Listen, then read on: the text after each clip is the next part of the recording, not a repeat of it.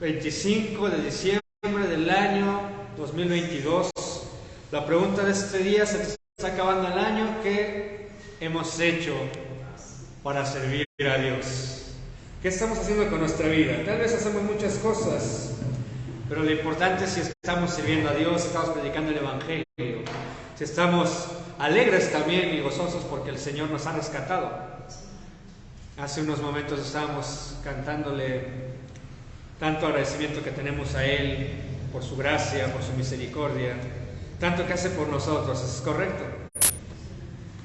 Pues es momento de que también nosotros hagamos lo que nos corresponde, lo que nos toca, y pues estemos sirviendo a nuestro Rey, sirviendo al Rey de Reyes. Él es el único merecedor de toda la alabanza, ¿cierto? Amén, gloria a Dios. Hermanos, el día de hoy es la presencia del Señor. Este es el tema, la presencia del Señor. Todos tenemos firme que el Señor habita en nosotros, ¿cierto? Él mora en nosotros, nos redimió como sus hijos y ahora mora en nosotros y habita en nosotros. Quisiera decirte, te lo voy a dejar como tarea de investigación. ¿Te gusta investigar en la Biblia? Aunque no, ¿vale? Hay un libro en el Antiguo Testamento, no te voy a decir cuál porque te lo voy a facilitar, investiga, donde dice que Dios se divorció de su pueblo, tal cual. Dios se divorció de Israel, hasta incluso dice repudió a la madre, le dio carta de divorcio. ¿Saben lo que eso significa? Que llegó a tanto Israel a ser contra Dios, a pecar tanto, Él dando todo el amor, dando todo el cariño, dando toda la atención, dando toda su gracia, todo lo que daba al pueblo, y el pueblo seguía en malas acciones, sin gratitud, sin amar a su Dios, hasta que llegó el punto en que el Señor dijo: me divorcio, y se divorció de su pueblo. El Señor se divorció de Israel, es decir, del pueblo de Israel. ¿Sigue cuidando al pueblo? Sí, pero ya no es su esposa. Es un poquito duro lo que estoy diciendo, ¿cierto? Sin embargo, el Señor lo que hizo fue lo siguiente: de su divorcio, vino a buscar una novia. ¿Saben quién es la novia del Señor? La iglesia. ¿Dónde encontró a la novia? En los gentiles. No aprovechó el pueblo el amor de Dios y Dios decidió dárselo a alguien más que no era su pueblo. Entonces, del Señor que se divorcia de Israel, toma a la novia, y la única manera en que la divorciada Israel vuelva a ser novia de Dios, novia del Señor, es a través de Cristo, es a través de que se convierta en iglesia. ¿Se va comprendiendo? Hoy un judío tiene que arrepentirse, tiene que reconocer a Jesús como único y verdadero Salvador, ¿cierto? Que a través de Él hay vida eterna, creyendo en Él. Pero si no le reconoce, sigue divorciado de Dios. ¿Será correcto esto o no? Es cierto, hermanos. Tan es así, acompáñame en tu Biblia en el Evangelio de Juan, capítulo 3. Evangelio de Juan, capítulo 3. A mí me encantaría que tengas ahí firme esto que te voy a leer, Capítulo 3 del Evangelio de Juan. Jesús y Nicodemo, así se llama. Jesús y Nicodemo. Había un hombre de los fariseos que se llamaba Nicodemo, un principal entre los judíos, alguien que conoce muy bien la Torá, conoce muy bien el Tanaj y las costumbres, el Targum, todo esto, Dice, este vino a Jesús de noche y le dijo: Rabí, sabemos que has venido de Dios como maestro, porque nadie puede hacer estas señales que tú haces si no está Dios con él. Respondió Jesús y le dijo: de cierto te digo, que el que no naciere de nuevo no puede ver el reino de Dios. ¿A qué cree que se refería Jesús? Principalmente a que se arrepintiera el pueblo de su iniquidad, que se arrepintieran de todo el amor que Dios les dio y rechazaron. Si no naces de nuevo, si no eres una criatura nueva, no puedes ver el reino de Dios. Esto a mí me mueve mucho, hermanos, porque muchos hermanos en la fe hoy en día dicen: ¿ya naciste de nuevo? ¿Ya eres un cristiano con un nuevo nacimiento? Ya lo somos, hermanos. El problema es que muchos no comprenden, muchos no han entendido las Escrituras y son nuevos en la fe. Pero aquel que ya tiene años en la fe es para que esto ya lo entendiera. Vamos a seguir leyendo el capítulo 3, verso 4, que dice: Nicodemo le dijo: ¿cómo puede un hombre nacer siendo viejo? Ahora imaginen a la nación de Israel diciendo: ¿cómo la nación puede volver a renovarse si ya somos tan viejos? ¿Ok? Dice: ¿puede acaso entrar por segunda vez en el vientre de su madre y nacer? Y respondió Jesús: de cierto te digo, que el que no naciere de agua y de espíritu no puede entrar en el reino de Dios. Lo que es nacido de la carne, carne es, y lo que es nacido del espíritu, espíritu es. Yo te pregunto, ¿dónde estamos buscando la presencia del Señor, hermanos? ¿Estamos buscando la presencia del Señor en nuestros deleites? Acaba de pasar el día de ayer la festividad de la Navidad para todas las naciones. Vi por ahí un posteo en Facebook donde dice: si Dios hubiera mandado, o Jesús hubiera mandado a celebrar su nacimiento, no lo estarían celebrando. ¿Y por qué la mayoría lo celebra? Porque no lo mandó Dios. Ese es el punto. Buscamos la presencia del Señor tratando de hacer conforme a nuestro entendimiento. Agarramos a nuestro entendimiento y decimos: yo sé que si hago esto o esta otra cosa, así voy a agradar a Dios. Y yo sé que si hago esto u otro, no voy a agradar a Dios. Pero no consultamos realmente con Dios ni en la Biblia. Y no buscamos realmente cómo agradarle, sino cómo agradarnos a nosotros mismos. Queremos presentarnos de alguna manera ante el Señor, de una manera perfecta, entre comillas. Queremos presentarnos agradables a nosotros para ser aceptos al Señor. Sin embargo, el Señor no te pide que seas acepto a ti mismo, sino a Él.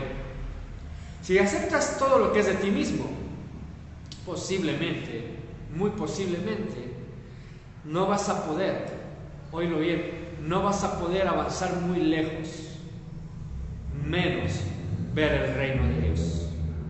Es importante. Yo me he encontrado con muchas doctrinas, desde luego, con mucha gente que se sorprende de esto.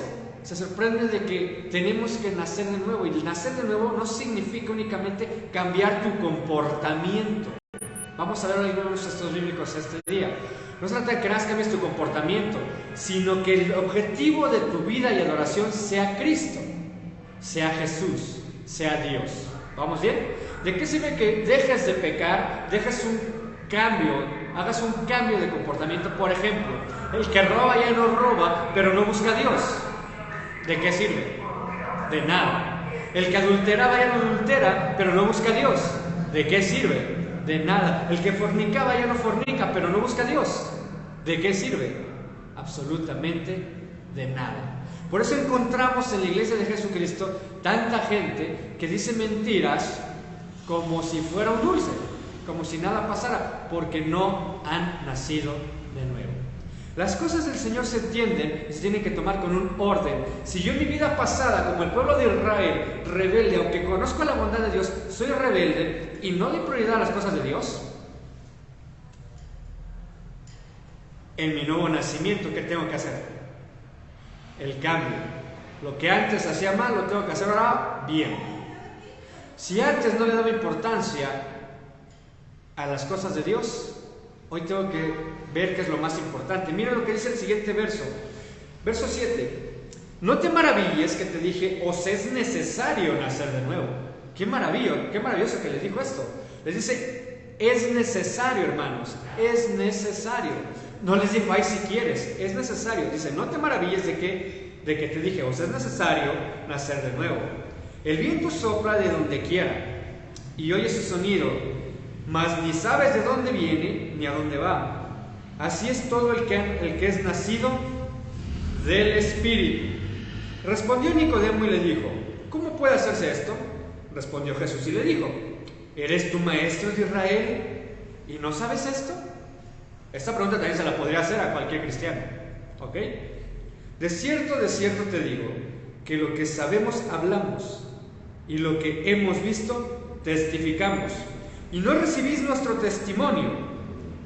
Si os he dicho cosas terrenales y no creéis, ¿cómo creeréis si os dijere las celestiales?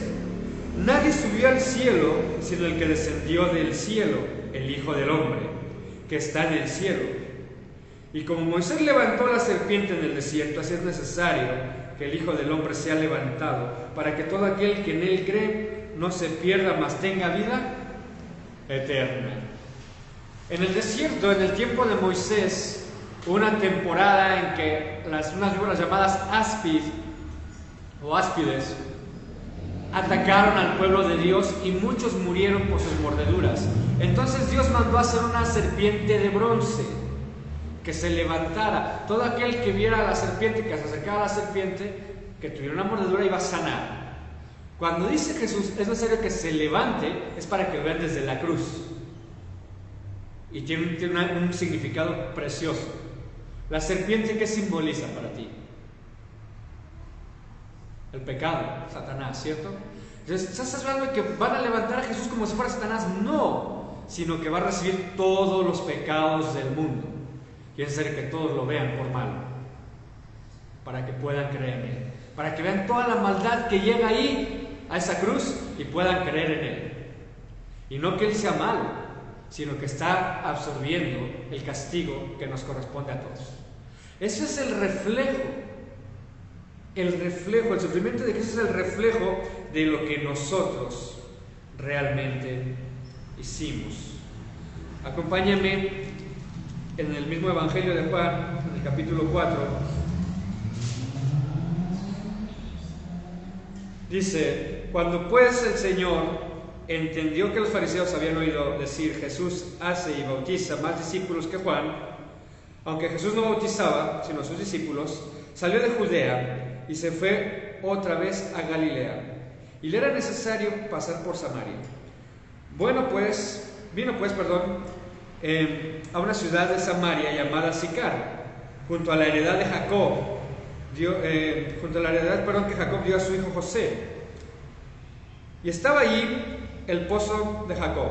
Entonces Jesús, cansado del camino, se sentó así junto al pozo. Era como la hora sexta. Vino una mujer de Samaria a sacar agua, y Jesús le dijo: dame de beber. Pero sus discípulos habían ido a la ciudad a comprar de comer. La mujer samaritana le dijo: ¿cómo tú, siendo judío, me pides a mí de beber, que soy mujer samaritana? Porque judíos y samaritanos no se tratan entre sí. Respondiendo Jesús le dijo: si conocieras el don de Dios, y quién es el que te dice dame de beber, tú le pedirías y él te daría agua viva. Vamos a hacer una pequeña pausa, hermanos. Jesús le dice a la mujer: si conocieras quién te está pidiendo dame de beber, tú le pedirías agua. Hermanos, la pregunta del día de hoy, y esto la hago no para la iglesia que estamos aquí reunidos, esto me queda claro, para los que no están reunidos en sus congregaciones, incluso en el Facebook, para aquellos que no tuvieron servicio, ¿conoce al que pide de beber? Porque si conoces al que pide de beber, tú le pedirías a él de beber. Por eso hoy estás aquí, porque vienes a dar de beber para recibir de beber. Mientras que otros dicen: ya voy a descansar, no pasa nada, solo un día. Hoy es un día familiar. Todo aquel que ama a padre y madre, a hijo o hija más que a Jesús, no es digno de seguir. Muchos de nosotros tuvimos reunión familiar, ¿cierto? Algunos dicen: se queda la reunión en casa, yo voy a la iglesia. Y es correcto, porque has entendido quién es quien te pide resultados. Por eso dice: tú me pedirías a mí que te diera de beber y yo te daría agua. Si conocías el don de Dios y quién es el que te dice dame de beber, tú le pedirías y él te daría agua viva, es decir, el perdón. Miren lo que dice la mujer. La mujer le dijo: Señor, no tienes con qué sacarla y el pozo es hondo. ¿De dónde pues tienes el agua viva? ¿Acaso eres tú mayor que nuestro padre Jacob, que nos dio este pozo, del cual bebieron él y sus hijos y sus ganados? Vamos a detenernos otro instante. El tema de hoy, ¿qué fue? El título: la presencia de Dios, ¿cierto? Yo te pregunto, ¿con esa mujer samaritana estaba la presencia de Dios? Sí, y le estaba pidiendo de beber, y le estaba haciendo una oferta maravillosa. ¿Será que en nuestra vida la presencia de Dios está con nosotros y a veces pasa inadvertida? ¿Será que con muchos hermanos que se reunieron ayer a romper la piñata, como dicen ahí, ¿no?, a la cena navideña, y se reunieron a estas fiestas, que no tendríamos por qué, pero se reunieron ahí, ¿será que Dios estaba también ahí pidiendo de beber? Desde luego que sí. Ahí estaba Dios. Pero a veces la presencia del Señor no la queremos ver. Ella no quería ver la presencia del Señor porque tiene una convicción personal. ¿Qué pasa con toda persona que es creyente y se empieza a alejar del Señor? Es porque empieza a ponerse convicciones personales. Empieza a decirse: no soy bueno, soy malo, no merezco, estoy impuro, ¿cómo voy a ir a la iglesia así? Esto no puede ser porque el Señor jamás lo perdonaría. Y empiezo con mi convicción personal y no voy a la presencia del Señor. O, por otro lado, Dios no creo que me juzgue esto no es malo. ¿Qué tiene de malo? A ver, ¿qué tiene de malo que yo haga esto, que haga aquello? En la presencia del Señor yo tengo que decirles: si yo te llego a preguntar ¿por qué haces esto? Ante la presencia del Señor, ¿a quién tienes que responderle? Al Señor. Lo hablábamos la otra vez y les decía yo, por ejemplo, que algo sea aceptado socialmente, ¿significa que hoy tiene que ser aceptado? No, pero nada es tibio, hermanos. O somos fríos, somos calientes, tenemos que tomar una decisión. Hay hermanos que dicen: hermano, yo definitivamente ya dejé cosas atrás. Por ejemplo, mujeres que dicen: yo ya me he visto santa sin demostrar mi cuerpo a los hombres. Muy bien, pero dejan de asistir a la iglesia. O viceversa, dejan de asistir a la iglesia, asisten mucho a la iglesia, pero no dejan ese tipo de convicciones, y ellos mismos se están dando su propia convicción, su propio criterio, y por tener un propio criterio no ven la presencia de Dios que está ahí con ellos. Hombres y mujeres, porque también hay hombres que dicen: ¿qué tiene de malo? Solamente fue el mundial de fútbol. Pasa cada 4 años, casi cada 4 años. O sea, no creo que Dios se enoje porque no voy un domingo cada 4 años. El punto es, te lo voy a decir tal cual: somos seres humanos y cometemos errores, ¿cierto? Me queda claro. Ahora te voy a decir un error que cometemos los seres humanos. Yo te puedo decir una frase que aprendí hace un tiempo y te la voy a decir para que te quede bien clarita y a ver si la podemos aplicar en la Biblia. Dicen por ahí que la gente no te recuerda por los miles de favores que les hiciste, sino por el único que no hiciste. ¿Será cierto eso?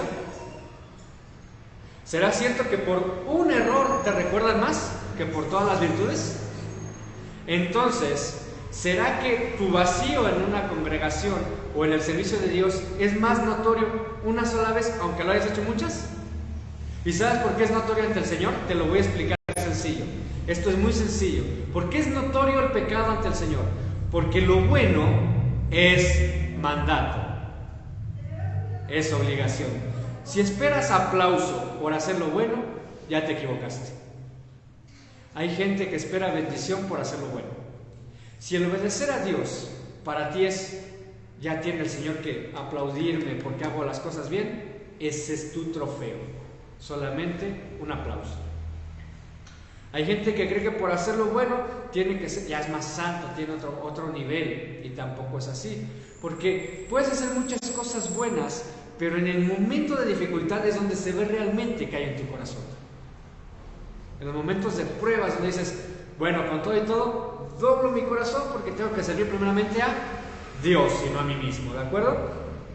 Entonces, ojo, miren lo que dice la mujer samaritana. Ella no conocía, y Jesús le respondió en el verso 13: cualquiera que bebiere de esta agua volverá a tener sed. Se refiere al agua del pozo.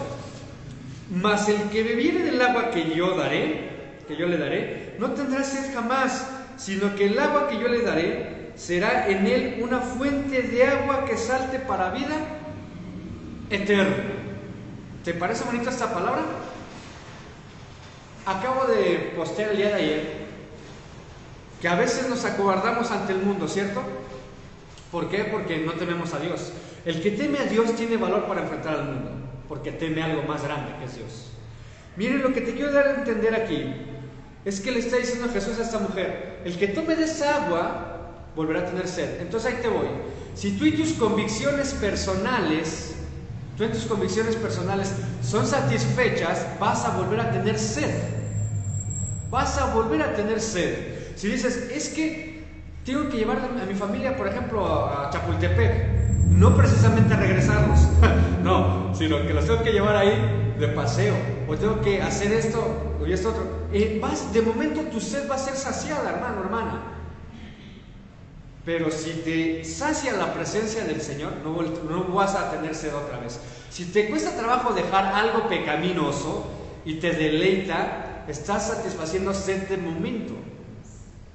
Pero si quieres tener ese paladar satisfecho y no tener nuevamente sed, tienes que estar saciado en la presencia del Señor. ¿De acuerdo? Así es que, ojo, porque el Señor nos llama a justicia. Acompáñenme en su Biblia en 2 de Crónicas 7:14.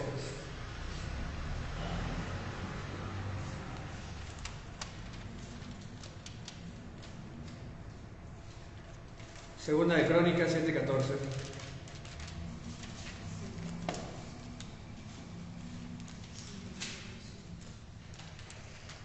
¿Ya lo tienen? Dice ahí muy claramente: y si se humillare mi pueblo, sobre el cual mi nombre es invocado, y orare, y buscar en mi rostro, esa es su presencia, su panim, y se convirtieren de sus malos caminos, entonces yo oiré desde los cielos y perdonaré sus pecados y sanaré su tierra. Te lo voy a leer de nuevo. Si se humillare mi pueblo, sobre el cual mi nombre es invocado. Hermanos, tengo que decir una cuestión aquí que es importantísima. Dice, si se humillare mi pueblo. ¿Qué entiendes que diga si se humillare mi pueblo? Quiere decir que el pueblo era altivo, no eran humildes. Si se humillare, cuando se te pide humildad es porque eres altivo, vanaglorioso, te levantas en ti mismo. Si se humillare mi pueblo, Segunda de Crónicas, estamos en 2 de Crónicas 7:14, sobre el cual mi nombre es invocado, y oraren y buscaren mi rostro, que es su presencia, y se convirtieren de sus malos caminos, entonces yo iré desde los cielos y perdonaré sus pecados y sanaré su tierra. ¿Sabes qué he escuchado, hermanos, en la fe? Decir, hermano, tú ya estás en la fe, ¿no? Ya recibiste a Cristo, por lo cual ya te perdonó los pecados. Es por eso que tienes que reclamar la promesa de que Dios sane tu tierra. Aquí dice a su pueblo, está hablando del arrepentimiento. La tierra es sanada porque no van a ir al infierno. A eso se refiere el texto.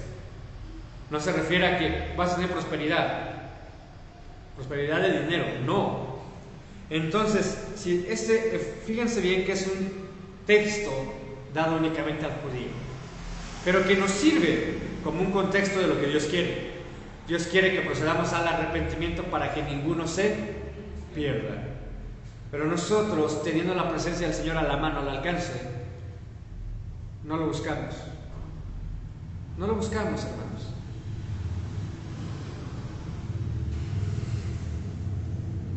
Es increíblemente triste que estando en el panim, que es la presencia del Señor, la presencia del rostro, la presencia del Señor, estando en su presencia todo el tiempo, en toda hora, seguimos con pensamientos humanos.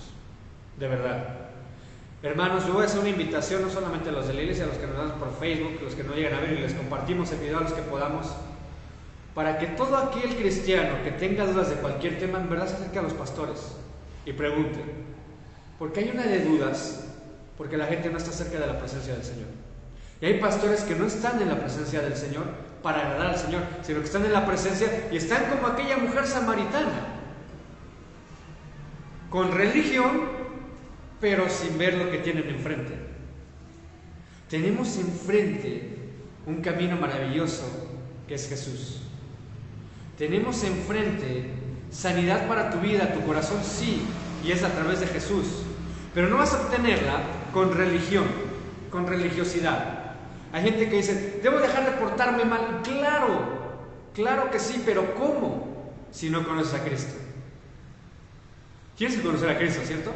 No puedo hacer esto porque no estoy purificado. Entonces te voy a llevar a un templo. Pero dime en dónde está el templo, porque ya no existe el templo. Ahora el templo somos nosotros.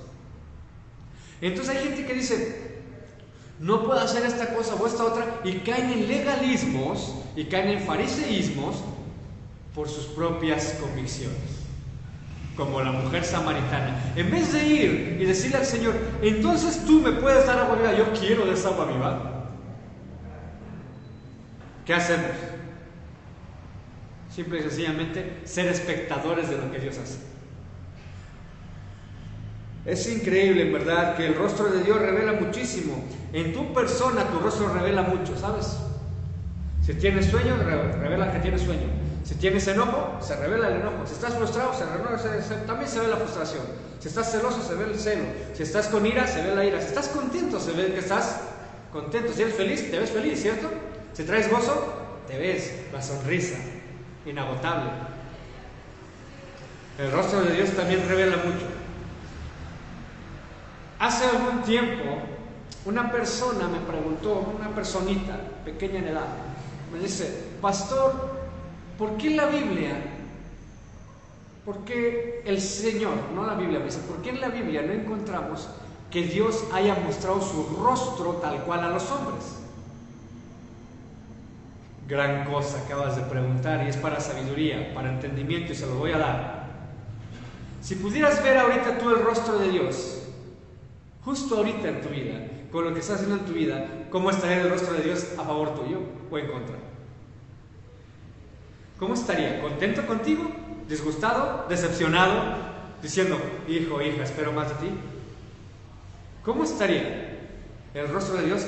¿O estaría lleno de amor? Pues sabemos que es amor. Pero si Dios tuviera un rostro en ese momento que dijera, sería así como que viéndote y así de, ¿cómo sería tu impresión para el resto de tu vida? Y si el rostro del Señor fuera todo lo contrario, contento, alegre, lleno de amor, ¿cómo sería tu impresión? ¿Qué pasa? Que el ser humano, los seres humanos somos tan tontos, y se los digo tal cual, somos tan tontos que si vemos al rostro de Dios enojado, ya está enojado con nosotros, vamos a ir al infierno, renunciamos a todo y no nos esforzamos por hacerle sonreír en el enojo. Si lo vemos contento, ya lo hicimos, ya no hay nada que hacer. Ahora sí, a la Navidad, al Año Nuevo, San Valentín, todo lo que venga, ya lo hicimos porque Dios está contento con nosotros. Ese es un error teológico en las iglesias. Dios no está contento contigo, Él tiene gozo en Él mismo. Tú no significas una diferencia para el gozo del Señor. Tú tienes que gozarte en el gozo del Señor, que es diferente. Siempre le he dicho, tú necesitas de Dios, no Dios de ti. Por lo cual, yo sé que me falta mucho por trabajar para Dios, por lo cual tengo que buscar cada vez más el servir y trabajar para Dios. Y esto me lleva, desde luego, a que yo quiero imaginarme a mi Dios sonriendo por lo que hago. Pero también me imagino que Dios a veces se enoja conmigo por lo que hago. Pero lo que no puedo dejar de hacer es quitarme de su presencia, porque prefiero ver su rostro o imaginar su rostro enojado y su rostro de contento, pero que su presencia no me falte. Porque el día que me falte su presencia, quiere decir que el Señor ya me abandonó. ¿Recuerdan a Jesús en la cruz decir, Elí, Elí, lama sabactani, ¿por qué me has desamparado? Cristianos, amados hermanos míos, somos cristianos, ¿cierto? ¿Sabes qué eso significa? ¿Que eres perdonado de tus pecados? Significa que no es válido que digas ¿por qué me has desamparado? Porque no te ha desamparado, te perdonó los pecados para estar contigo y mora en ti. La diferencia entre una persona que practica el pecado a que comete pecado es el amor al pecado. ¿Quieres vivir una vida en el Señor? Empieza a vivirla desde hoy. ¿Tenemos que tener honestidad? Sí. Ahora, vamos a pensar en el rostro, la presencia del Señor mostrando con su rostro hacia tu vida. ¿Qué rostro le muestras tú al Señor? Imagínate tu rostro ante el Señor justo en este instante. Que diga el Señor, aquí estoy, ¿qué rostro le pondrías? Yo sé que muchos los tiraríamos al suelo, ¿no? Como dice la Biblia, con la frente en el piso. Señor, no merezco que veas mi rostro, aunque es tuyo, pero yo no merezco verte. No, Señor, no queríamos verle de vergüenza de que no hemos trabajado lo suficiente. Pero en la vida cotidiana andamos por aquí y por allá con una sonrisota en lo pagano. Andamos con una sonrisota en los festejos que no nos corresponden. Estamos con una sonrisota en el bar, en la discoteca, no sé cómo le llamen hoy, en el antro. Estamos con una sonrisota en el fútbol, estamos con una sonrisota en todos lados, con la cerveza en mano, con esto, tenemos una sonrisota. Pero si hablamos de, si yo estuviera aquí, sí. Se llama hipocresía, ¿no? Todo lo que hagamos, dice el apóstol Pablo, hagámoslo para la gloria del Señor. Así es que si haces una u otra cosa y eso no le rinde gloria al Señor, mejor que no lo hagas. Sencillo con eso, no lo hagas. O que al rato vas a andar sufriendo por Salmo 105, por favor.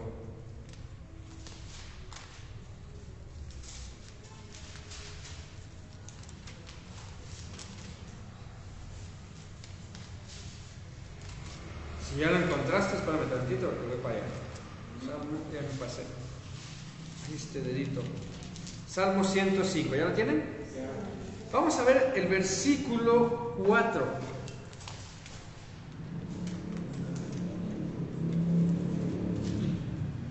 Gloriaos en su santo nombre.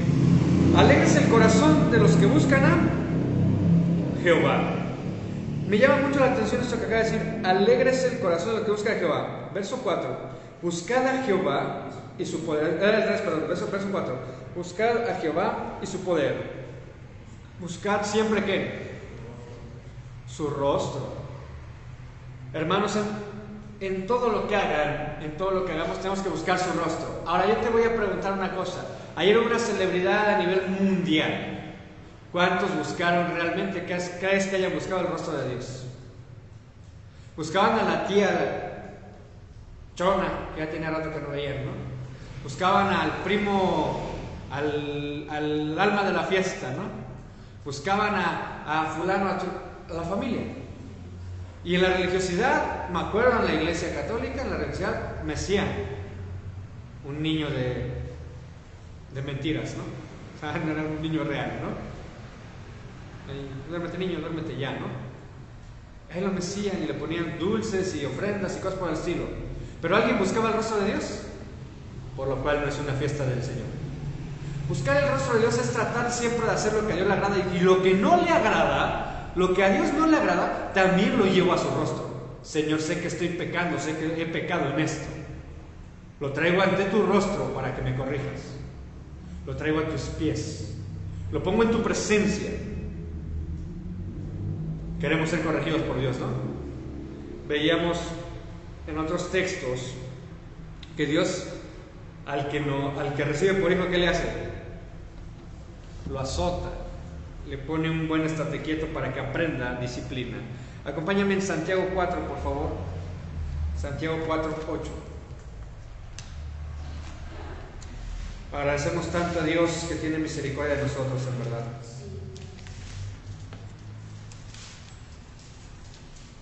No hay palabras suficientes para agradecer tanta misericordia. ¿Ya tienen Santiago? Santiago 4:8.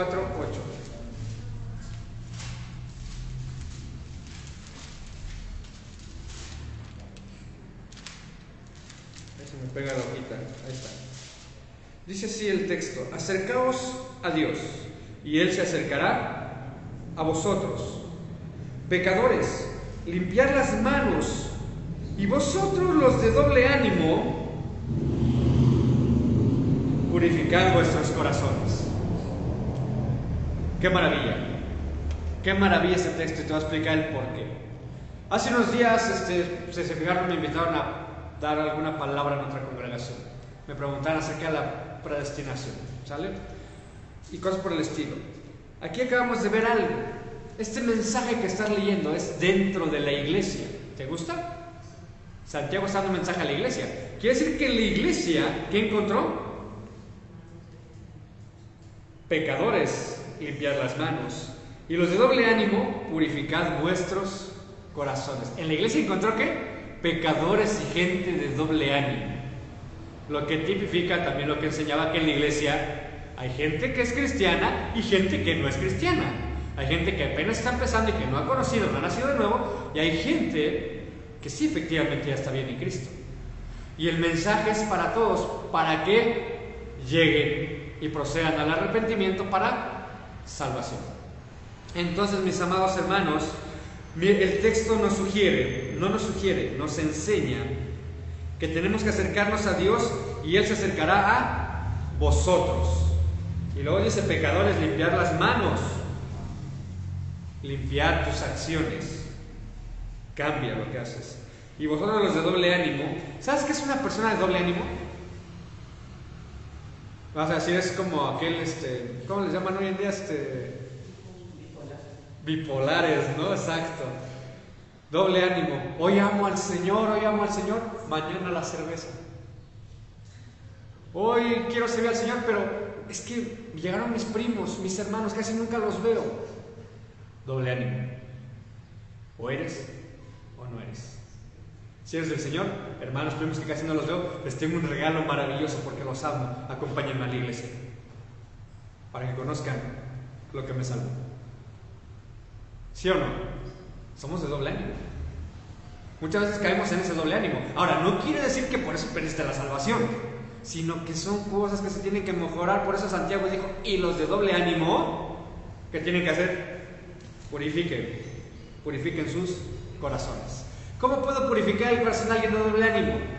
Lógicamente, una persona de doble ánimo es de doble ánimo por una sola circunstancia, porque en su vida tiene una y dos opciones: doble ánimo, el mundo y Dios.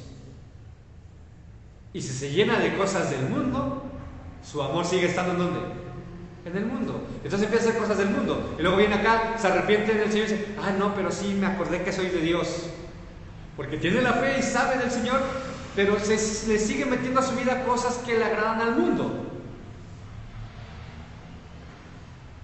¿Se acuerdan que hace un tiempo para acá estoy trabajando mucho acerca de la presión social que luego tienen los cristianos? ¿La misma familia te presiona? ¿Sabes cuántos cristianos? Fíjense bien, todo el año prácticamente trabajé con ese tema de la presión social, ¿cierto o no? Aquí veo resultados, bendito sea el Señor, gloria a Dios. Porque les dije claramente durante muchas clases, esa presión social más grande que tienes en muchas ocasiones es tu propia familia.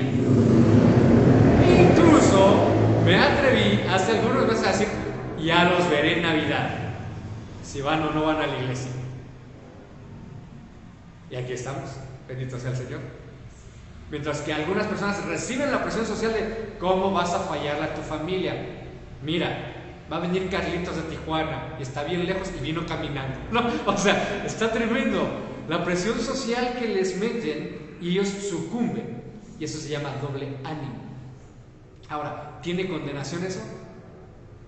En parte, porque podrían ser personas tibias.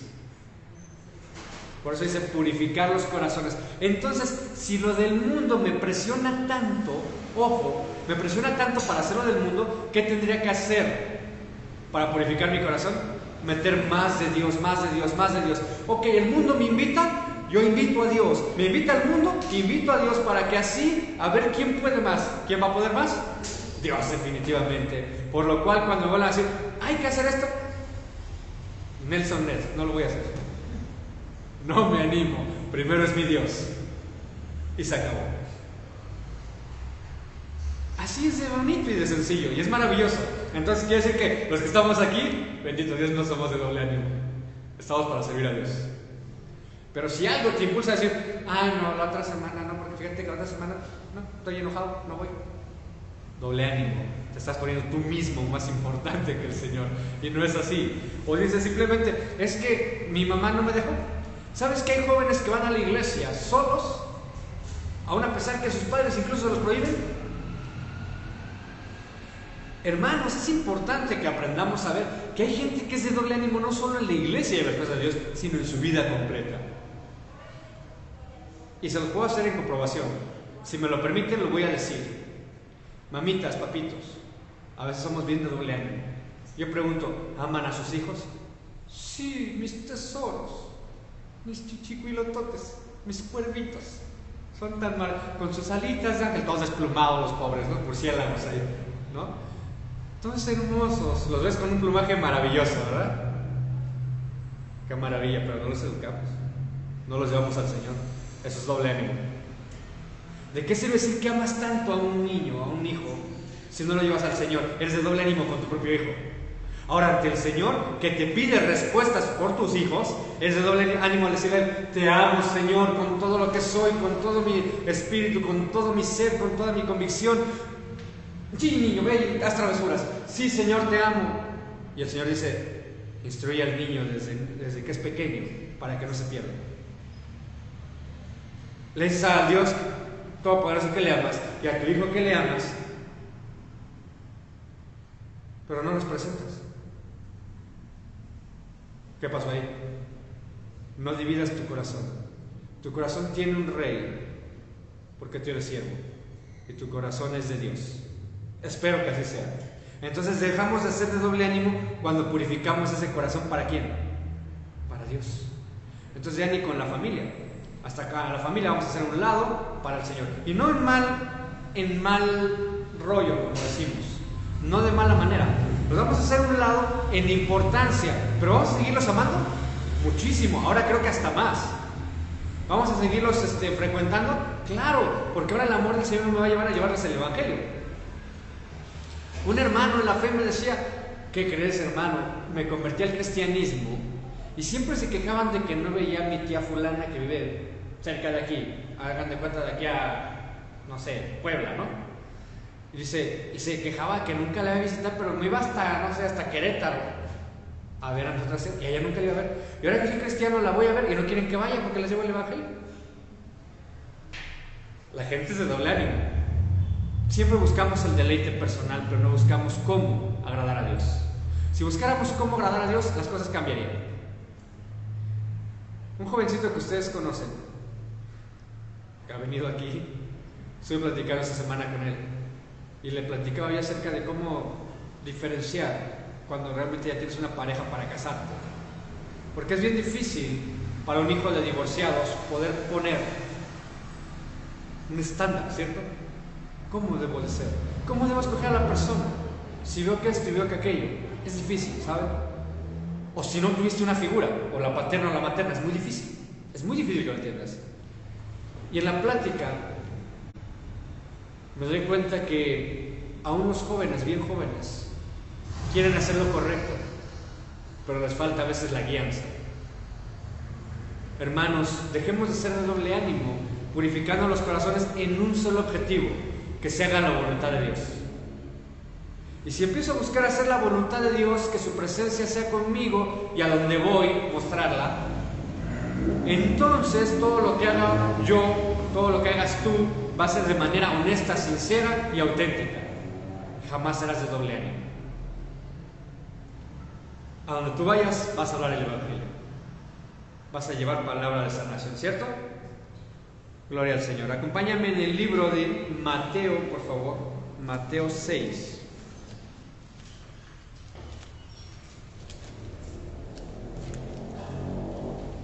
Creo que agarré muchas hojas, me fui hasta Mateo 6, versículos 7 y 8. Y orando, no uséis vanas repeticiones como los gentiles que piensan. ¿Sí es tu Biblia o no? Ok. Que piensan que por su palabrería serán oídos. No hagáis pues semejantes a ellos, porque vuestro Padre sabe de qué cosas tenéis necesidad antes que vosotros le pidáis. Ok. ¿Por qué te digo esto? ¿Por qué te leí esto? Es importante para esta enseñanza de este día. ¿Qué tiene que ver esto con la presencia de Dios? Sencillo, sabemos que Dios es omnipresente. Él sabe tus necesidades, ¿cierto o no? Pero miren lo que dice: llorando no uséis vanas repeticiones como los gentiles que piensan que por su palabrería serán oídos. No os hagáis semejantes, no os hagáis pues semejantes a ellos. Hasta ahí vamos a detenernos un instante. Ok, quiero explicar el porqué. Nosotros, hermanos, llevamos en nuestro interior el Espíritu Santo, ¿ok? ¿La presencia de Dios va con nosotros? Sí. Pero cuando estamos con alguien pagano, con alguien gentil, con alguien del mundo, con alguien inconverso, dice aquí la Escritura: no ores como ellos. Yo te voy a preguntar una cosa: ¿a cuántos inconversos has visto orar últimamente? ¿Verdad que no? ¿Verdad que no es como que llegas a tu trabajo y los encuentras ahí, ay, santa cachucha? No, ¿verdad? No los ves orando ni pidiéndole a Dios con vanas repeticiones, hasta que vas a una iglesia de otra religión, te das cuenta. Pero no los ves. Sin embargo, miren el texto, está diciendo que en lo que es del Señor no hagas como ellos. Fíjense, en lo que es de Dios, para hablar con Dios, no hagas como ellos. Eso es para comunicarte con Dios. Imagínate en el resto del ejemplo de ese inconverso. Si te está diciendo que no seas como ellos para acercarte a Dios, imagínate lo que tendría Dios que decirte acerca de lo que haces, que repites y que imitas lo que ellos hacen para no ir a Dios. Si en la forma en que se acercan a Dios no le agrada, imagínate la forma en que te alejan de Dios. No podemos burlarnos de su presencia. No podemos decir, ay, pero son buena onda. Encontré una persona decir, esta misma semana, por eso también del tema, me dice, Dios es omnipresente, ¿no, hermano? Y claro, es omnipresente, está en todo lugar y en todo momento, ¿lo sabemos? Y todo lo llena a plenitud. ¿Y Dios está hoy contigo adentro de ti? Sí. ¿Y está aquí, está alrededor? Sí. Maravilloso nuestro Dios, ¿ok?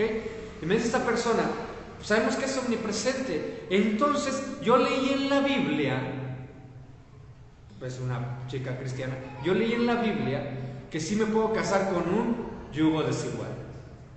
A lo que inmediatamente dije, no leíste bien. La Biblia no dice que te puedes casar con yugo desigual. Sí, ahí dice que si está en yugo desigual, es decir, si es inconverso, yo me puedo casar con él y que él va a ser santificado por mí. No, te leíste mal. El texto es dado a matrimonios que ya estaban hechos y que alguno de los dos se convirtió a Cristo, ya juntos. Ahora, podría ser que tal vez, y solo tal vez, si vas tú y te casas con alguien que está en el yugo desigual, alguien que no es converso, que no está en tu fe, ¿podría llegar a convertirse? Sí, se han dado casos. ¿Pero lo recomienda Dios? De hecho, Dios lo prohíbe. Dios lo prohíbe. Al grado, después lo vamos a estudiar si quieren, con detenimiento, al grado que el Señor dice claramente que su cuerpo será santificado. Es decir, Él será santificado por estar con un cristiano o una cristiana. ¿Dice así la palabra o no? Lo pueden ver en las escrituras, en Corintios. Pero ojo, lo que es santificado es el cuerpo de la pareja, no el espíritu ni el alma. Porque en el matrimonio el hecho es sin mancilla. Y si una persona de ahí es cristiana, No hay pecado ahí en el matrimonio, en la ternura del amor. No hay pecado. Con uno que sea cristiano. Porque el otro, su cuerpo, lo santifica al Señor para que el cristiano no peque. Pero su alma, el alma de esa persona, no está redimida. Por lo cual el Señor aconseja que no nos casemos en yugo desigual. Sin embargo, si se puede alcanzar después, por medio del buen ejemplo, por medio de la ordenanza y por medio del Evangelio, a esa persona para que venga a Cristo, se va a lograr. No es la primera persona que lo hace, pero no significa que Dios dice permito que se haga esto. No dice eso. La palabra de Dios no dice que Él permite. De hecho lo permite, pero no lo aprueba. Él permite el pecado, pero no lo aprueba. Si voy a buscar la presencia del Señor, la tengo que buscar en todo momento. Si yo quiero una pareja cristiana, como le dije a esta chica, si quieres una pareja quieres casarte, tienes que buscarte por obediencia. Ya que eres cristiana, nacida de nuevo, tienes el Espíritu de Dios dentro de ti, tienes que buscarte por obediencia a otro cristiano que también sea nacido de nuevo y que tenga el Espíritu de Dios con él. Porque si buscas en el mundo, ya desobedeciste a Dios. Y volvemos al doble ánimo. Ahora, ¿hay gente que lo ha hecho sin saber? Sí, y es por falta de instrucción bíblica y por falta de instrucción de los pastores. Sí, hay gente que lo ha hecho. Hay gente que ha alcanzado su matrimonio, los dos siendo conversos. Hay algunos que no, hay algunos que sí, hay algunos que no sabemos. Pero es un riesgo. Para empezar, como cristiano, ya desobedecí si me caso en yugo desigual. Si yo me quiero casar en yugo desigual, ya desobedecí. No debe ser. Ahora, ¿para quién es el dolor de cabeza finalmente? ¿Para Jesús o para ti? Para ti. Definitivo. ¿Quién va a sufrir todo ese proceso? ¿Jesús o tú? ¿Tú? Ahora, si la persona busca del Señor, la persona realmente, sí, y eso es más que nada jóvenes que se quieren casar. La persona busca del Señor, maravilloso. Primero que sea converso y luego te casas. ¿Cuál es la prisa? Dale el Evangelio. Me han dicho muchas veces, oye, ¿puedo casarme con este que sea amigo desigual? Siempre contesto lo mismo. Primero dale el Evangelio. Dale el Evangelio. Ya verás si es de Dios o no. Si él sigue a Dios, ahí estás. Si no, vas a desobedecer directamente a Dios. Tal cual. Y créanme, varias hermanas y varios hermanos han dado el Evangelio a sus parejas antes de casarse y aquellas dicen, no me interesa. Ay, tú tu religión y yo la mía. Y luego vienen conmigo y dicen, pastor, ¿qué tiene de malo? Es que está guapísimo. ¿Y a mí qué que esté guapísimo si es pecado? Es que es súper buena, no hay otra más buena. Pues si está en pecado no está tan buena, ¿verdad? No es tan buena persona, piénsalo bien. Tú tienes que honrar a tu Padre en los cielos.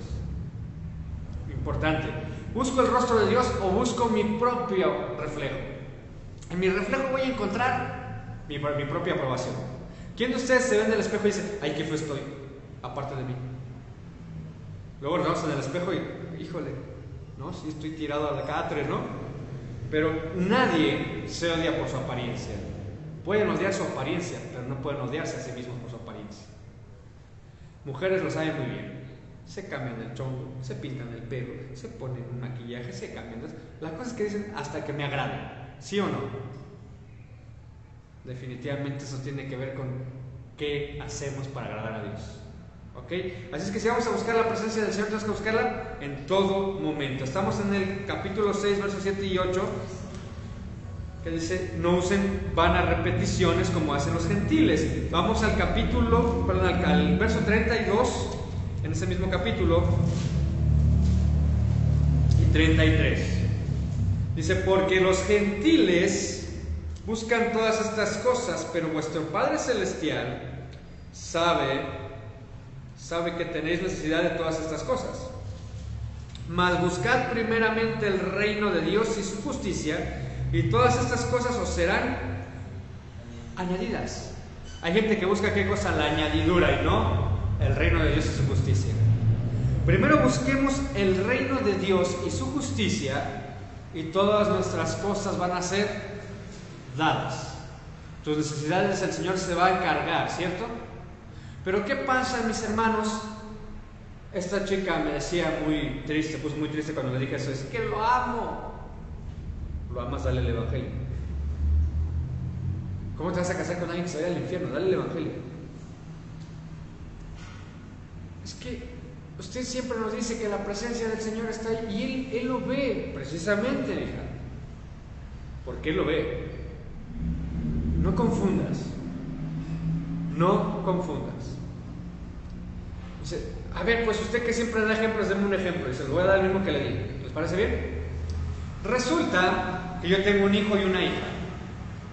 Esto es real, ¿no? Y mi hija, de hecho tengo dos, pero mi hija, la menor, que está en el cristianismo, está en la fe, que le he educado en la fe, empieza a andar con un chico pagano, chico paganote, ¿no? Empieza a andar con una persona o se va a casar con alguien que no está en la fe. Vamos a pensar que incluso va a ser más radical, se va a casar con un musulmán.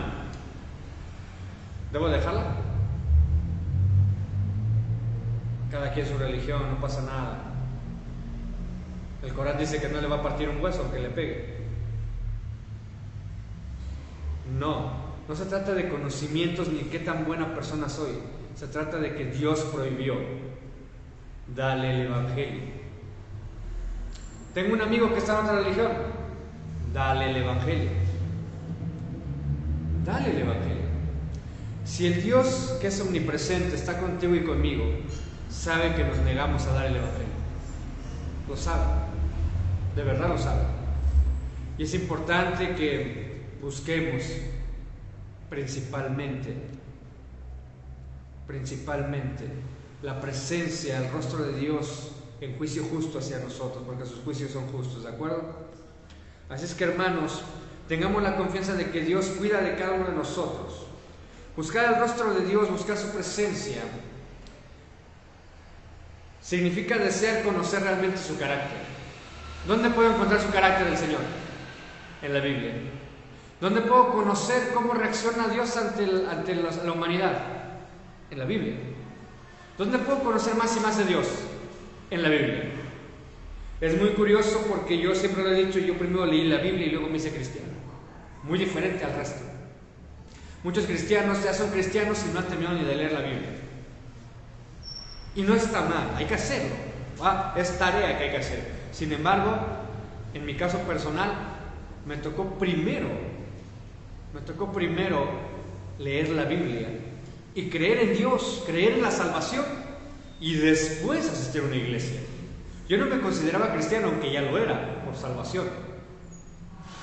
Pero con el título cristiano no me consideraba. Solamente decía gracias por haberme perdonado, porque sabía que me había perdonado, me dio la convicción. Pero no quería ser cristiano. Porque al ver para todos lados, yo veía malos ejemplos. El único problema es que en la inmadurez del poco conocimiento que tenemos cuando empezamos en la fe, es que lo que no estamos viendo en todos lados es la presencia de Dios. Así como aquella mujer samaritana que no sabía ni con quién hablaba, así andaba yo, queriendo servir al Señor sin saber cómo. Yo hablaba de la palabra y ayudaba a otros y quería que otros conocieran, pero no conocía tal cual a Dios. ¿Y saben qué me dio mucho dolor en el corazón? Ir a alguna iglesia, mis primeras iglesias cristianas que asistí, si no es que creo todas. Asisto y traen doctrinas donde veo que no conocen a Dios. Enseñan cosas que si yo le hubiera dicho, pastor, ¿es cierto que Dios se divorció de Israel? ¿Qué? No, es su pueblo. Yo no dije que no fuera su pueblo, pregunté si era su esposa. Y no saben responder. No conocen la escritura. La palabra dice que alguien se desea ser obispo, no tiene que ser neófito. Eso es decir, no tiene que ser alguien que no sabe, sino alguien que ya conoce. No es alguien nuevo, sino alguien que ya tiene experiencia.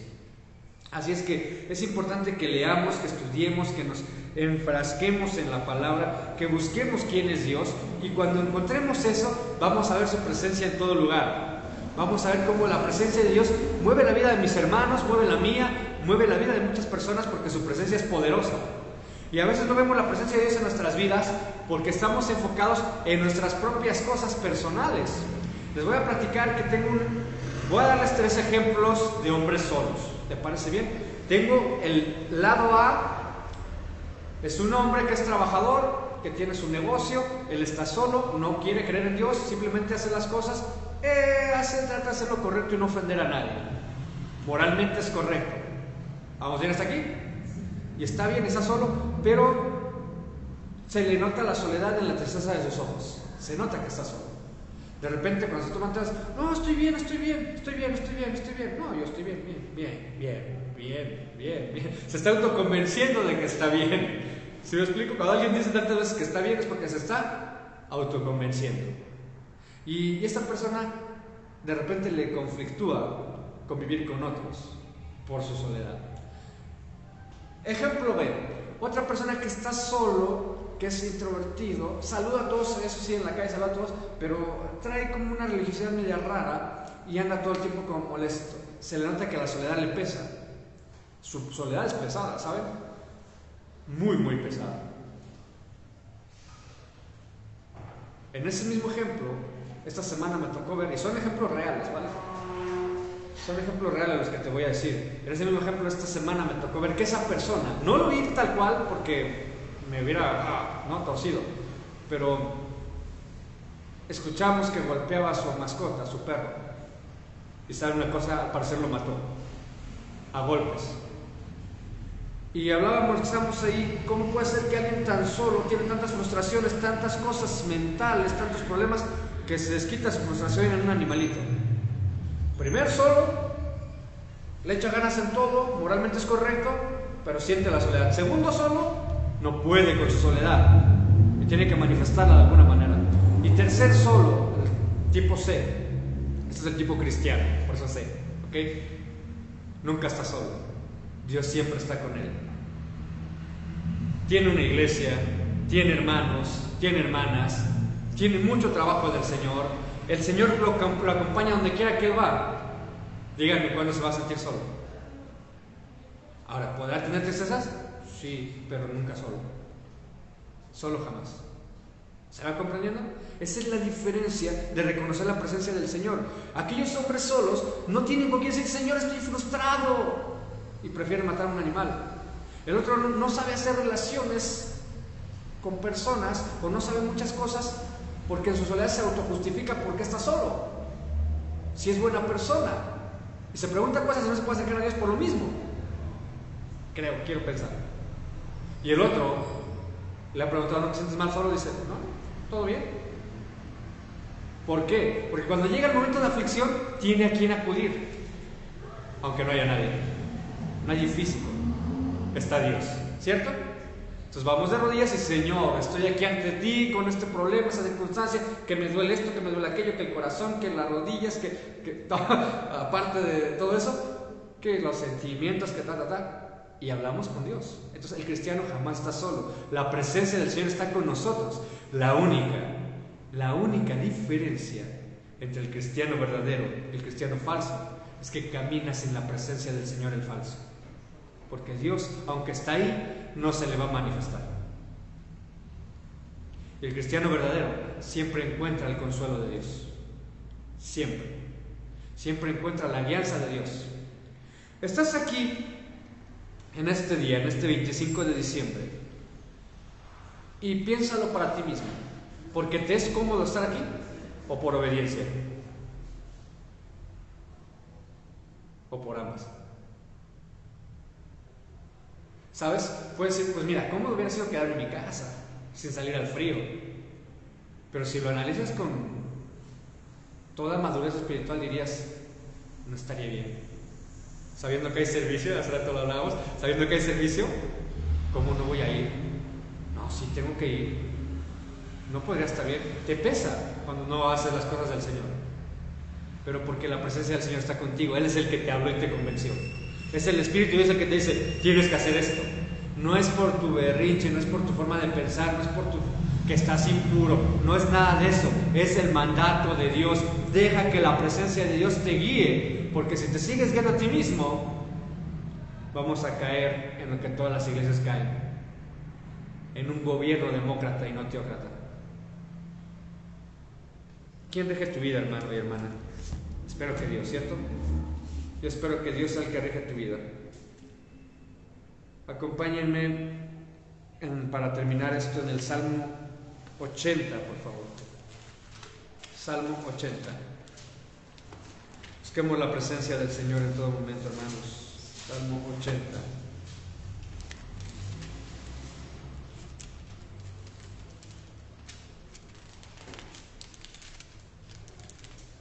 Salmo 80, versículo 3. Dice: oh Dios, restáuranos, haz resplandecer tu rostro y seremos salvos.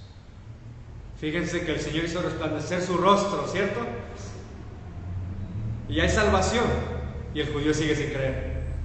¿Quién pidió esa salvación? Un judío, ¿cierto o no? Es un salmo de Asaf. Miren, desde el texto 1 dice: oh pastor de Israel, escucha, tú que pastoreas como a ovejas a José, que está entre querubines, resplandece.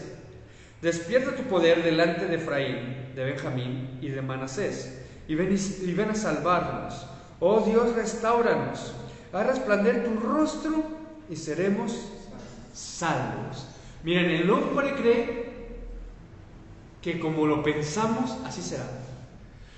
Este salmista está diciendo: si Dios hace resplandecer su rostro, si nos muestra su rostro, seremos salvos. Y Dios mostró su rostro a través de Jesucristo, y solamente son salvos los que creen en Él.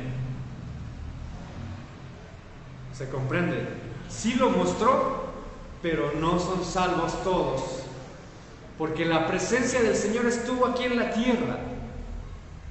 Está, pero estuvo de manera corporal y no le reconocieron. Hermanos, la presencia de Dios está en todo momento, solo nos falta reconocerlo. Está en tu vida, ¿cierto? Te rige. Cuando haces ese berrinche que es todo, sabes adentro que vas mal. Dios te está viendo, estás haciendo un ridículo tremendo frente a Dios. Lo sabemos. Yo también lo hago, por eso los digo. Pero sabemos de antemano que somos ciegos porque buscamos únicamente: Señor, haz resplandecer tu rostro. Y no fue cuando ellos quisieron, pero lo hizo.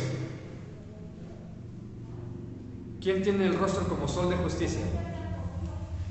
Cristo. Y no creyeron en Él los judíos. No porque digamos somos cristianos y la presencia de Dios está con nosotros, significa que la presencia de Dios está en nosotros. Hay una gran diferencia. Dios está conmigo, Dios está en mí. Cuidado con la forma en que hablamos. No porque lo declares y lo decretes, sino porque tienes que empezar a creer que Dios está en ti.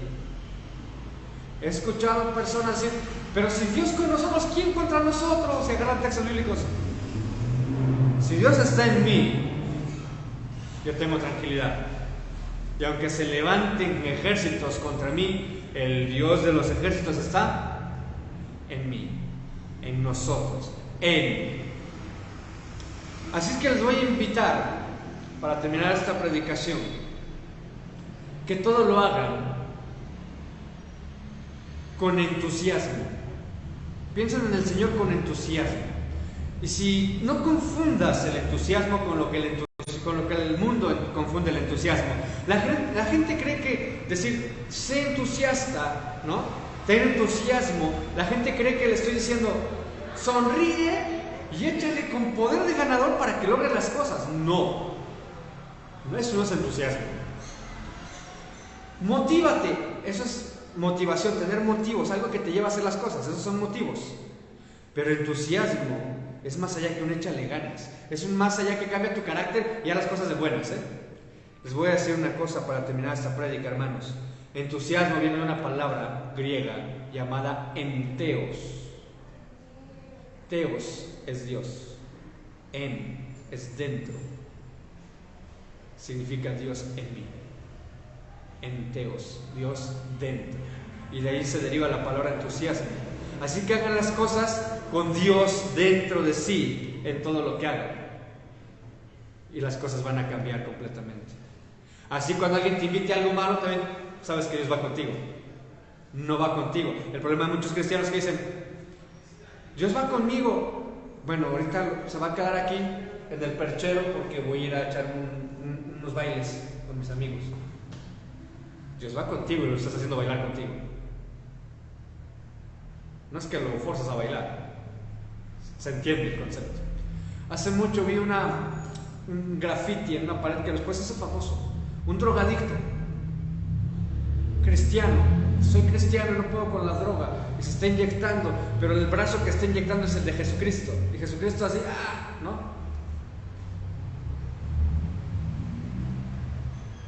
¿Sabes qué tipifica ese tipo de grafitis, ese tipo de murales que hacen los jóvenes? Es una protesta. Pero cuando lo vi me impresionó mucho, porque muchos que como somos ya cristianos hacemos lo indebido sabiendo que Dios está dentro de nosotros, y a veces nos arrepentimos y a veces nos cuesta trabajo, pero es que nos arrepentimos. Tenemos que entender, te lo voy a decir en español y en hebreo, ¿te parece bien?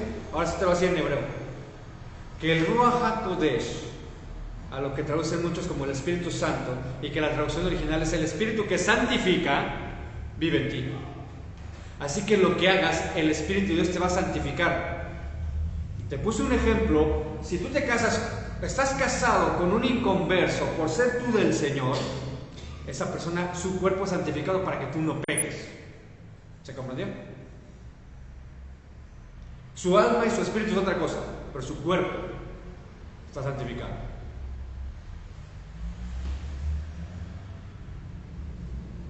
Eso es el matrimonio.